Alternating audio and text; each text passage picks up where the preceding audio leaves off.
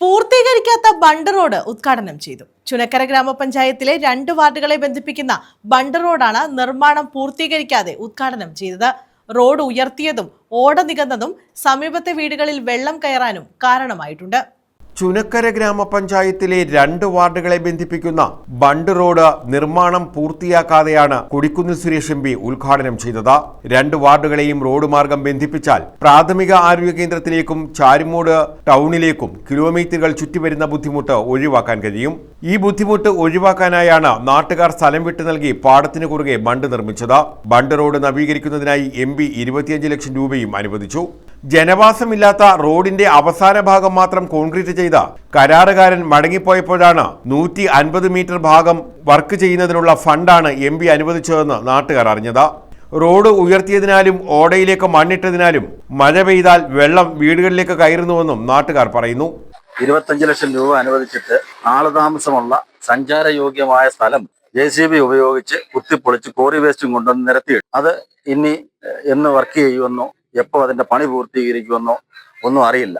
ഇത് ഒരു കുത്തനെ ഇറക്കമുള്ള റോഡായതുകൊണ്ട് ഒഴുകി വരുന്ന വെള്ളം മുഴുവൻ പരിസര പ്രദേശത്ത് താമസിക്കുന്ന വീടുകളിലേക്കാണ് വന്നു കയറുന്നത്. അപ്പം അതിന് ഒരു അടിയന്തര പരിഹാരം ഉണ്ടാകണമെന്നാണ്.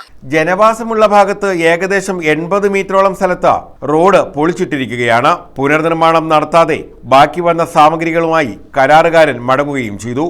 ജനവാസമില്ലാത്ത ഏരിയയിൽ കോൺക്രീറ്റ് മുഴുവനായി നടത്തുകയും ജനവാസമുള്ള ഏരിയയിൽ അനധികൃതമായി 80 മീറ്ററോളം സ്ഥലം 80 മീറ്ററോളം റോഡ് ടാർ റോഡ് കുത്തിയിളക്കി ഉപയോഗശൂന്യമാക്കിയിട്ടുള്ളതുമാണ്. പദ്ധതി നിർവഹണ പ്രകാരം ഉദ്യോഗസ്ഥരുടെ നിന്ന് അറിയാൻ കഴിഞ്ഞത് 150 മീറ്റർ മാത്രം പണിയാനുള്ള ഫണ്ടാണ് അനുവദിച്ചതെന്നും ആ ഫണ്ട് തീർന്നതോടുകൂടി അവരവിടെ പണി നിർത്തിപ്പോയിരിക്കുകയുമാണ്. എന്നാൽ ഈ പറയപ്പെട്ട 80 മീറ്ററോളം റോഡ് ആരുടെ അനുമതിയോടുകൂടിയാണ് ഇത് പൊളിക്കപ്പെട്ടതെന്നുള്ളത് നിർവഹണ ഉദ്യോഗസ്ഥർക്കോ MP-യിൽ നിന്ന് പോലും വ്യക്തമായ ഒരു മറുപടി കിട്ടിയിട്ടില്ല.